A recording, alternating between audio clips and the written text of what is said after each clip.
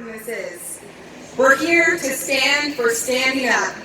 The success against this bad legislation would not be possible without the grassroots effort that you all are showing and our 11 senators who walked away from a policy that would cripple rural Oregonians.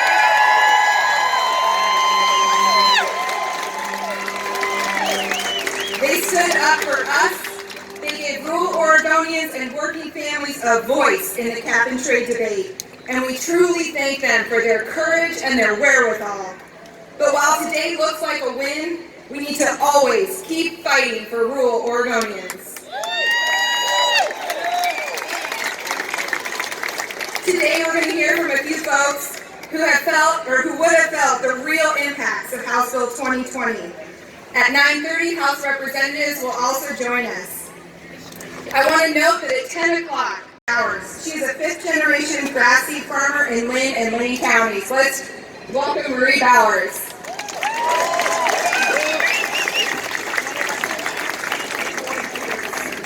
Wow, this is awesome.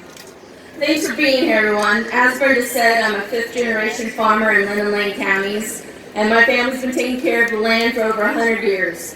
And I am very proud of that, as I'm sure many of you Oregonians out there can feel the same.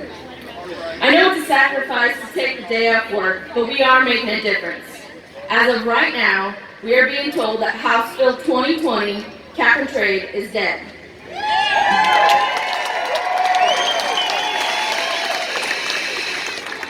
Personally, until Sonny died, it's not dead. And I think you all know that, or else you wouldn't be here today. Thank you to everyone who's attended all 3 rallies. I wish I could have done the last 2. Thank you to Timber Unity for keeping this momentum going.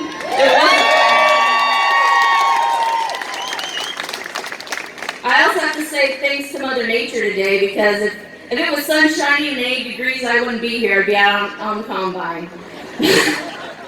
But Mother Nature knew the farmers needed to show up with their timber brothers and sisters. I first came to the Capitol in 2nd grade with my dad when he came to testify on a bill that would harm farming. It seems like all they do in this building is keep thinking of bills that would harm farming and forestry. They use the line, "We just need to do this one thing to save the latest buzzword topic." But yet, that's not 100% truthful. The more Portland legislators get elected, the more they push anti-farming and anti-forestry agendas. I've started calling this place the Portland Legislature. The Portland Legislature has passed their bad ideas and agenda too far this session. I had enough, and clearly you all have as well. Thank goodness for the Oregon 11 who left the Senate without a quorum.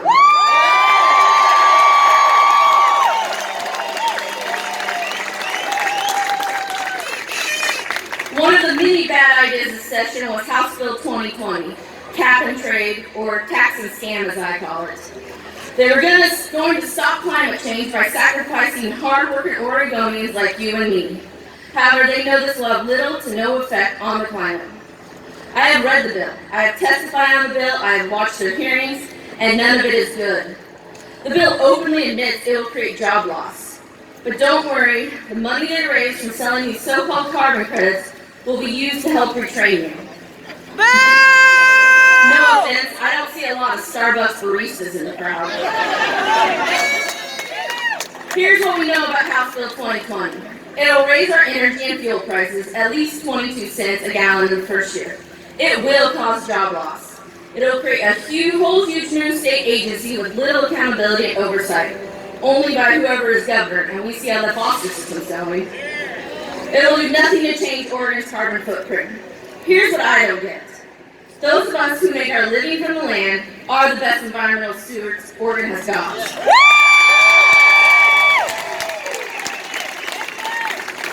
We literally take carbon and make it into useful products like food and toilet paper. But yet somehow we are the bad guys. I would even argue those who work outside are more in touch with the climate than those trying to legislate the climate.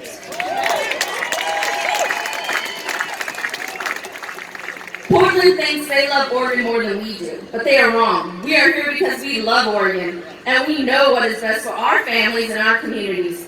We do not need the Portland legislature telling us how to live or even where to live. We thank the 11 Oregon senators who took a stand for rural Oregon. We have their back today.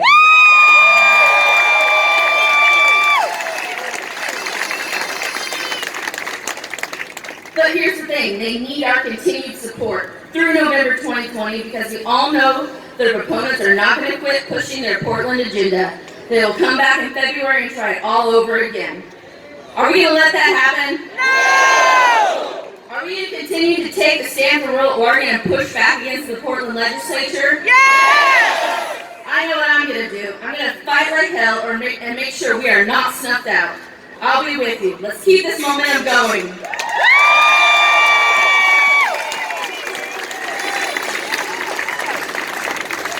Our next speaker hardly needs an introduction. I would like to welcome Andrew Miller, CEO of Simpson Lumber.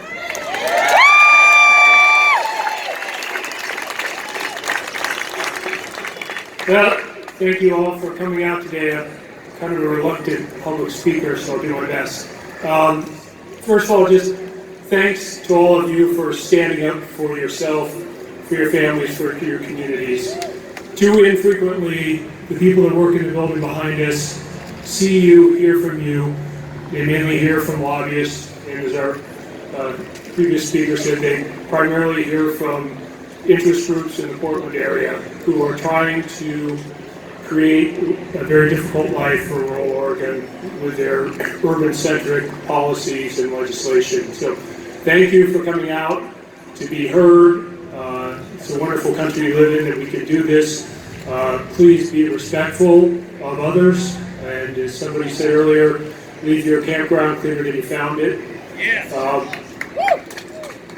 You know, I find that the whole cap and trade thing is really ironic.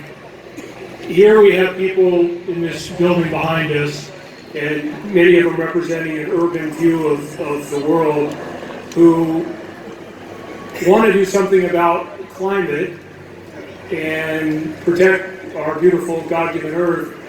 And the policies they pass are going to be most harmful to people like you who know everything about this earth. You make your living on the land and in the forest. Who better takes care of this earth than you all do? And yet the policies that are being passed in the legislature are going to disproportionately harm you, your communities, and your families. And that's just plain bad policy, and it needs to stop. This legislation may be dead for the moment, but it's going to come back to life assuredly in 2020. So I really encourage you to be ready and to be willing to come back here again, because the people that are behind 2020 are committed to it, and you just need to be here and let them know that this is going to be harmful to you, and to your communities, and your livelihoods, and it is simply bad policy. I think it's ironic that the authors of this bill and many of the proponents of this bill publicly acknowledge it will have no impact on our climate, yet it's going to impose huge costs on rural Oregon. That's just simply bad policy. And I would love for Governor Brown to come out here and address all of you today and explain to you how this policy is going to benefit you and is going to benefit the global climate, because it's not, and they admit it's not. Yet they're intent on jamming this through and getting their way, and we're in rural Oregon going to pay the price. And that's just poor leadership. It's a failure of leadership, and it's bad policy. We all care about the earth we live on. We all care about our climate. I don't think there's a group of citizens that are more committed to taking care of the land. We've been doing it for generations after generations. It provides the food we live, or the food we eat, and it provides the wood products that build the homes we live in. So I think we know best, and it's just unfortunate that they don't want to listen to common sense and practical ideas in the building behind us. Just a couple of comments about two people in particular I think you should all be aware of, because it's wonderful that you're here speaking up, showing up today, but you have to remember your vote counts too. And next year's an election year.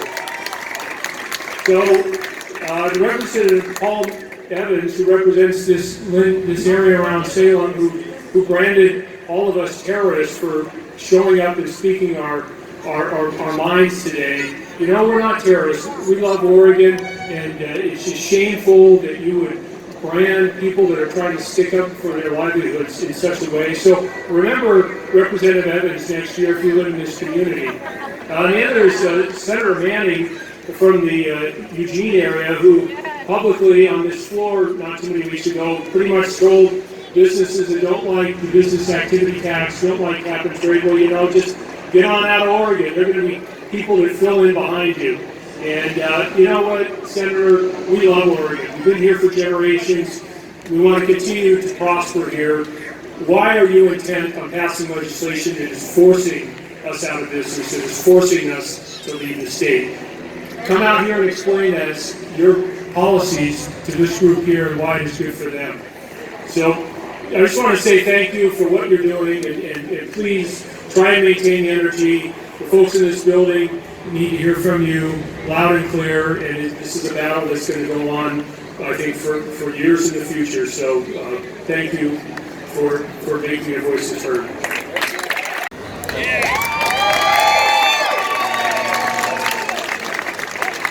Hey, good morning. Wonderful to see all of you here today.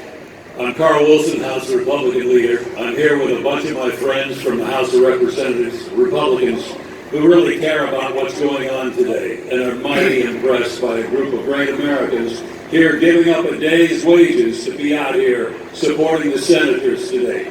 Thank you for that.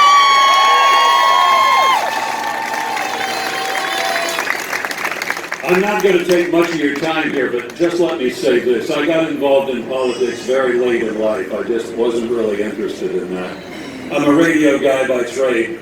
I did the morning show. You know, the guy that you wake up to in the morning? That was me for years, 30 years. That's what I do. And that's the way I've always seen myself. Just a working guy, waking people up, trying to make a living. The reason I mention that is because that's probably the same creed that you live by too. And that is, you're getting up early, you're working hard, you're staying out there late, all kinds of weather. You're doing it for your family, you're doing it for your community, God and country. Well, let me tell you, that's not enough anymore. It doesn't work that way. There are people that have a greatly different vision about how Oregon should look, that differs greatly from how you think it should look. Their vision is going to take away your jobs. It already has, and it will. I'm from Spotted Owl Country, Josephine County, Grants Pass.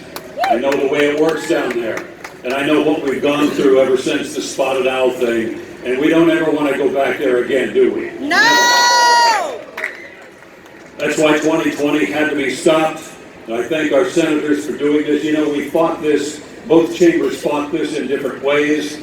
It became very obvious in the way that we were fighting it as House Republicans that when we asked that this bill be amended greatly, the Democrats 13-8 in Ways and Means said no. It became obvious that they were not serious about real change on this. As a result, our senators took a look at that, and you know what they did. So again, fight for that lifestyle, fight for the family, fight for your jobs. Bills like 2020 have your jobs right in the crosshairs. You've learned how to resist. I trust you'll continue with that as we go forward. Thank you very much. I want to hand it off to one of my colleagues, David Brock Smith, Port Orford, Republican, House member. He knows all about 2020. He was vice chair of the Carbon Committee. David Brock Smith, please.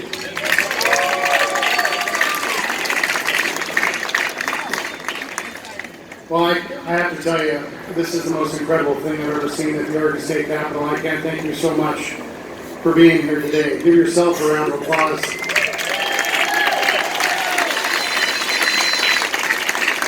You know, I pulled into the Capitol garage this morning, and I took a picture because it was quite empty, because when rural Oregon comes to the state capitol, the Democrats decided to take a day off today. And that's just quite unfortunate, because as we are here in the building and so many advocates come down from Portland to advocate for various issues, yet when rural Oregon and southern Oregon or rural Oregonians come to advocate for their livelihood, the Democrats decide not to show up for work. And yet the hypocrisy of the senators that are out of this state to save rural Oregon and the industries that built our communities and are meant to sustain them are getting hammered by the left media and the advocates for House Bill 2020 is just astounding.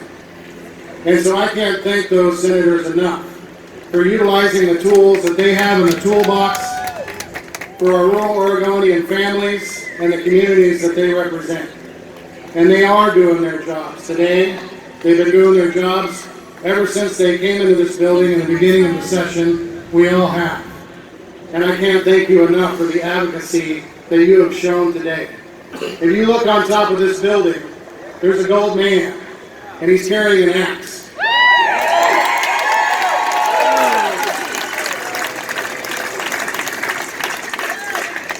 Rural Oregon built this state. Rural Oregon continues to supply the needed materials for the urban areas to survive and grow. And they need to be reminded from time to time. And like I said today, this is the most stunning thing I've ever seen, and you're reminding them right now. Thank you so much for being here. Sorry, Davis.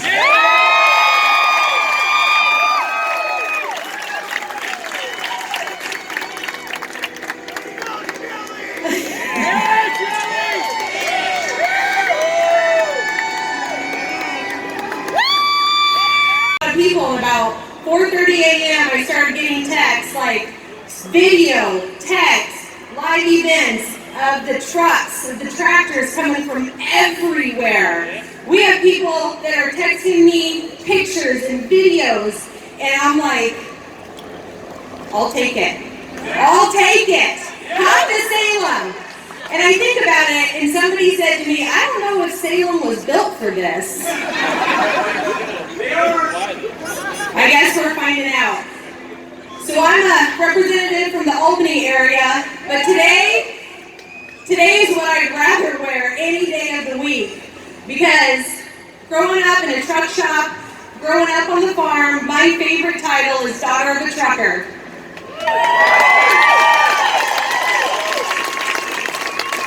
And I have a couple sayings, and one's right on that truck. If you bought it, a truck brought it. For you guys to show up, and we talk about the rural-urban divide, but I also want to say the stuff that's happening in this building, it's harmful for all Oregonians. Whether you live in Vernonia, or Klamath Falls, or Gresham, this stuff that we're passing is bad for every Oregonian. And so where people are listening,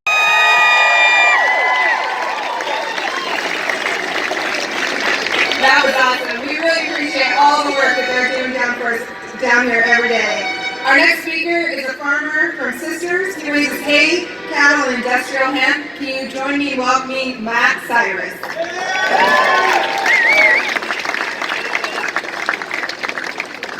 I'm not sure how to follow up with what we just did, but wow, all I can say is it's incredible to see so many people out here. Certainly, as she said, my name is Matt Cyrus. I'm president of the Deschutes County Farm Bureau as well as the Oregon Family Farm Association. And we'd like to express our appreciation to Timber Unity and those folks for putting this stuff together. And everybody that shows up today, it shows what happens when you wake up rural Oregon and what we can do. You know, it's amazing. It's amazing turnout. All the equipment, the tractors. I've got a lowboy and a dozer I thought about bringing today, but I wasn't sure where I was going to park it. But it's absolutely amazing. And if we can keep this momentum going, you know, it's interesting. It's the fact that it's House Bill 2020. 2020 is the year that we can take back this state.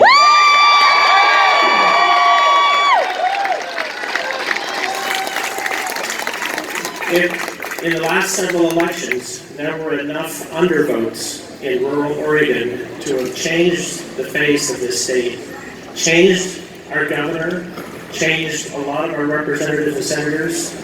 If rural Oregon just gets out and votes, we can make a difference.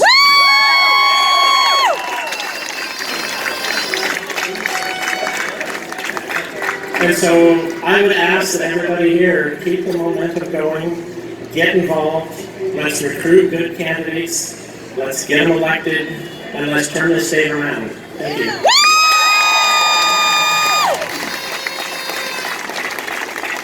Thank you, Matt. All right, our next speaker is a former Army National Guard specialist, Alex Scarlettos. He helped stop a terrorist attack in 2015 in Paris, so you may have heard his name around. But he is now an advocate for the timber industry. Help me in welcoming Alex.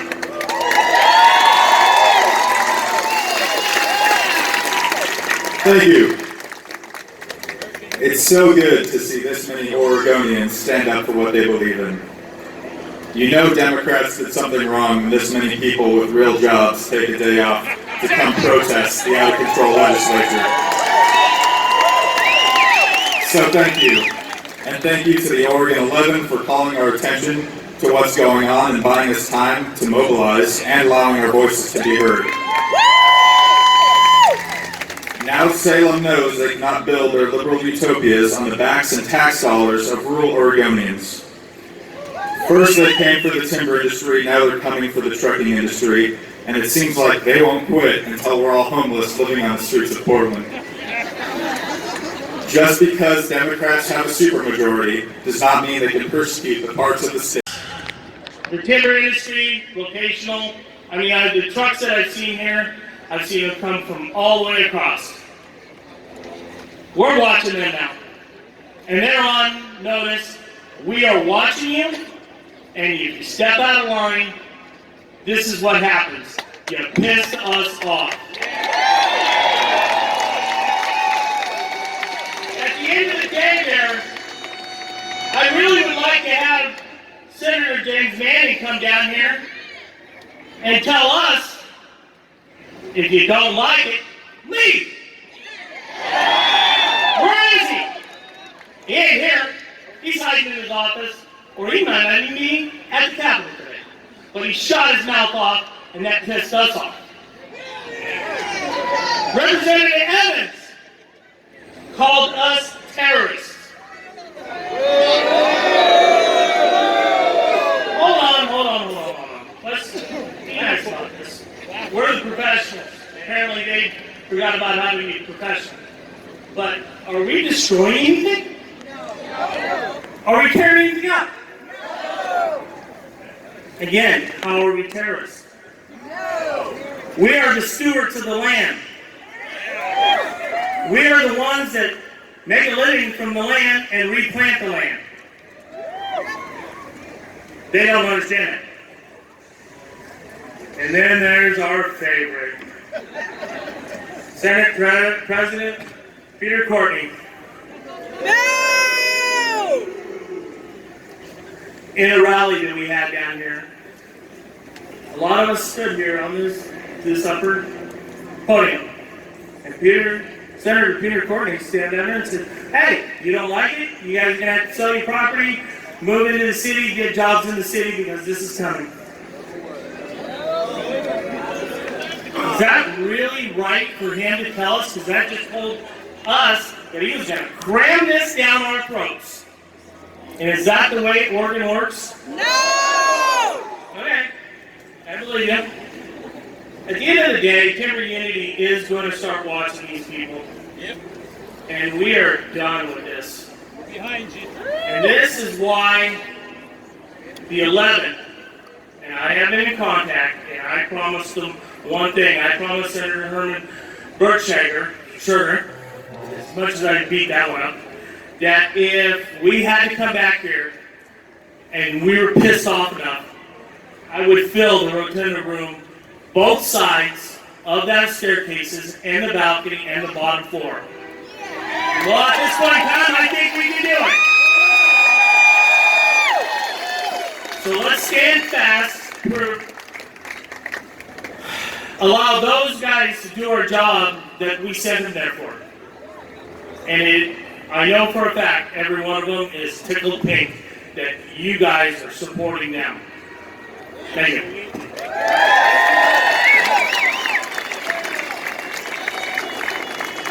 Thank you, Warren. Our next speaker today is Sheriff John Hanlon from Douglas County. Welcome, Sheriff. November. I was asked to come. I'm a third-generation Oregonian from Douglas County. My great-grandparents were farmers. My grandparents were farmers and ranchers. And my father was a forester. I was raised around the timber industry.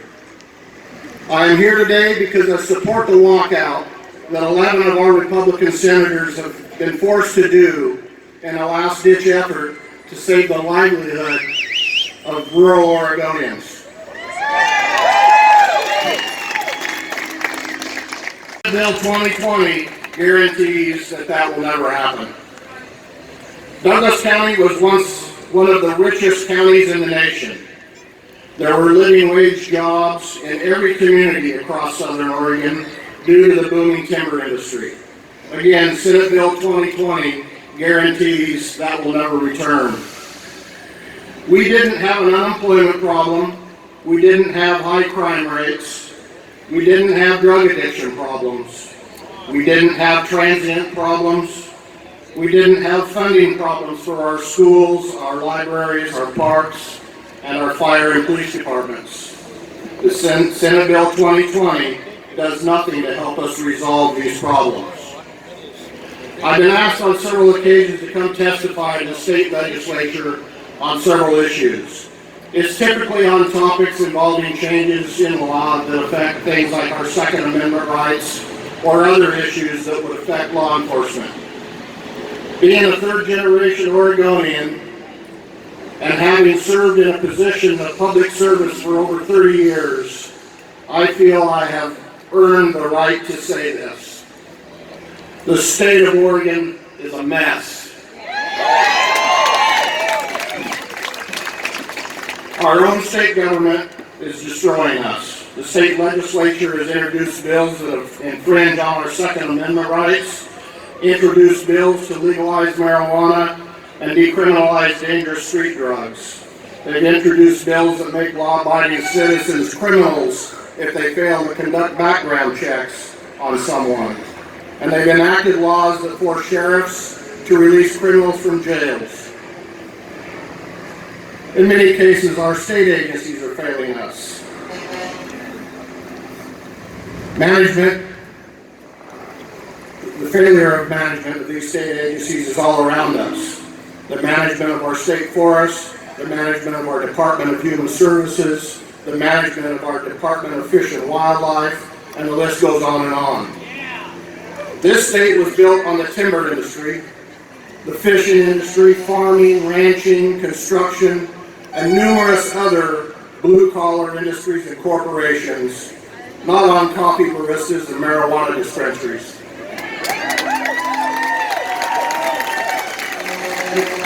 Years ago, my dad told me not to follow in his footsteps as a forester. He saw that the industry was on its way to extinction.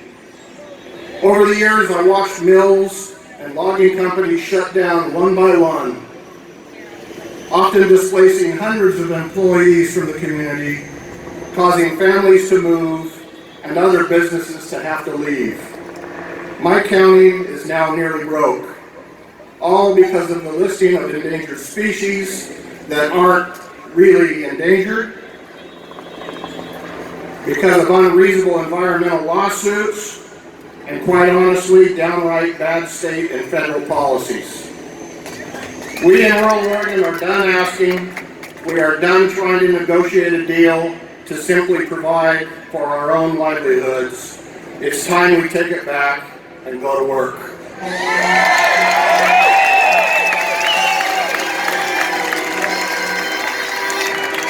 It's now my privilege and honor to introduce to you Douglas County Commissioner Chris Boyce.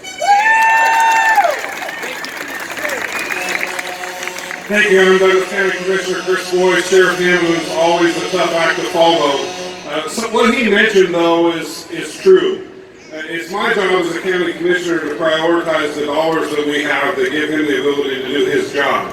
And since 2012 in Douglas County, we've been spending down reserves. Some of the neighboring counties in our neighborhood are already spent down their reserves. The reserves are empty. And quite simply, rural Oregon just cannot afford to take another blow to our economy that this bill would deliver. I got up this morning at 4 o'clock to make sure that I was on a log truck to ride north at 4:30. And what I realized is that the guys that I was riding with got to sleep in this morning. So you guys are the hard-working workers of rural Oregon that get up long before 4 in the morning typically in order to go about your day and make sure that these folks that are trying to shove this bill down our throat have what they need. And I can't tell you enough how thankful I am for you to be here.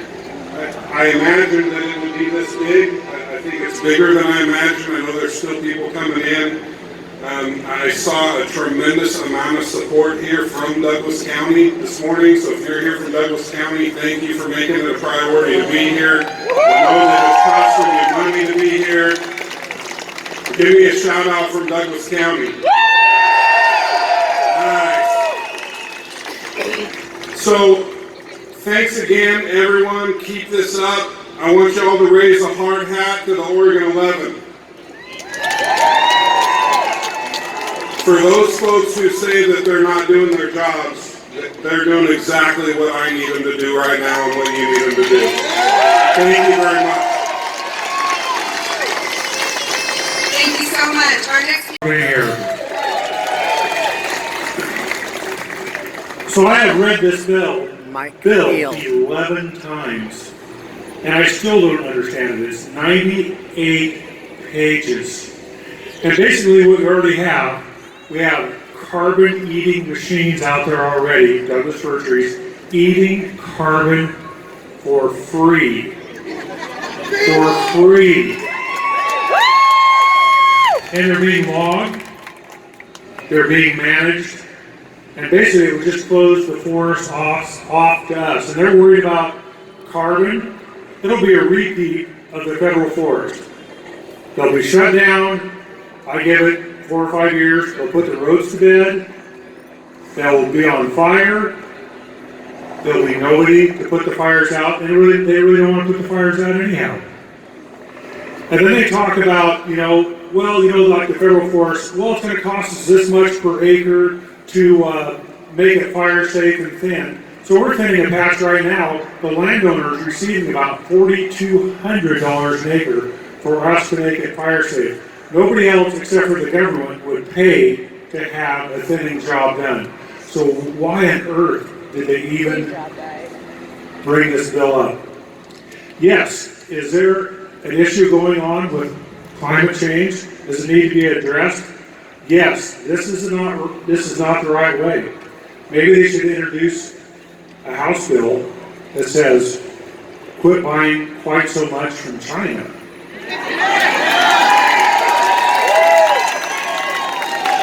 Also, a week ago yesterday, I got invited into Kate Brown's office. We had a half-hour-long sit-down meeting behind her closed door. You never want to get anybody on the defensive, so I just started talking, like probably everybody else did here. I started picking strawberries at 6 years old, when you still do that legally. Started hauling hay, worked at dairy farms. When I was 15, I paid cash for my own tractor. By the time I graduated from high school, I had all my implements. I had my own combine. I was president of Future Farmers of America. And that's the same story of almost everybody here. So she sat and listened. Whether I got anywhere, I really don't know. But we shook hands when we were done. And all I can say is I still have hope for rural Oregon. I'm just very happy to be here. Thank you.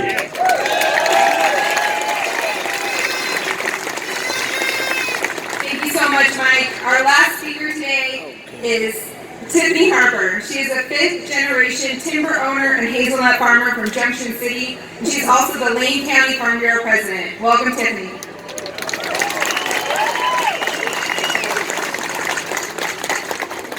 Thank you, everyone. My name is Tiffany Harper Monroe, and I'd like to thank our previous speakers for talking about the negative implications of this bill and poor legislation. But I'm going to conclude with just how important you are and how important the value systems are that we stand upon. From the book of Genesis, God created humans in His image and called them to take care of all that He created.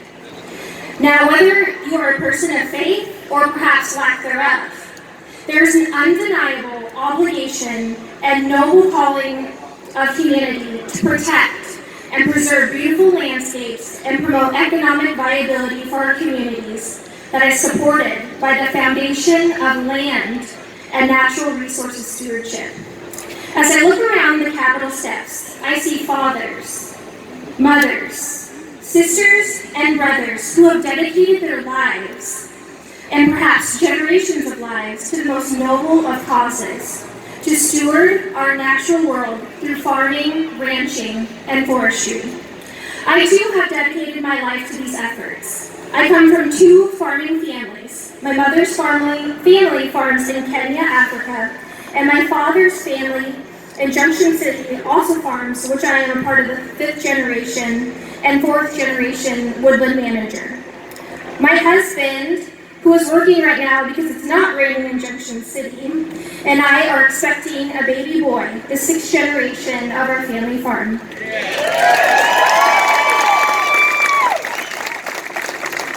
As a 3rd generation Farm Bureau member and current Lane County Farm Bureau president, I applaud your grassroots efforts to create a voice and demand of a well-deserved representation in our state.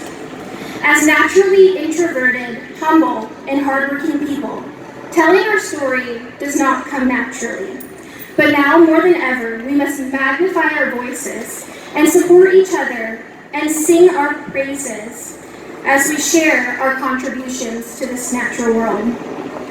My family farm was established in Lane County in 1893, and with each new generation, those before have passed down these values of stewardship and love of the land that I too will pass down to my child.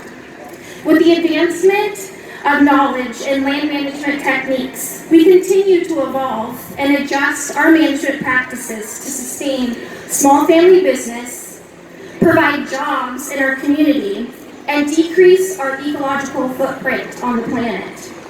We happily comply with hundreds of state and federal regulations, which you all know very well, receive certifications, practice soil, water, and natural resources conservation, and that is just the beginning. As land managers, we are observant of patterns in our fields.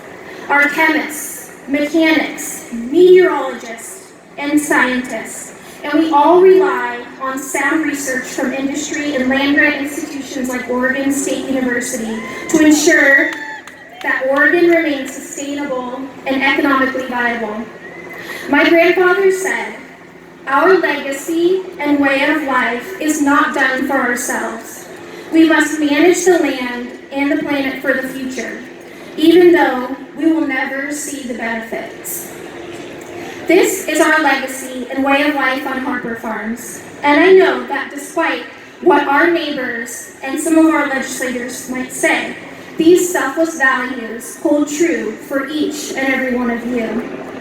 Today, I ask that we remain kind and steadfast in our efforts to tell our story and share our contributions to the natural world with our communities and legislators. Please continue to organize, make history, and work together so that farming, ranching, and forestry has a bright future in Oregon. Thank you.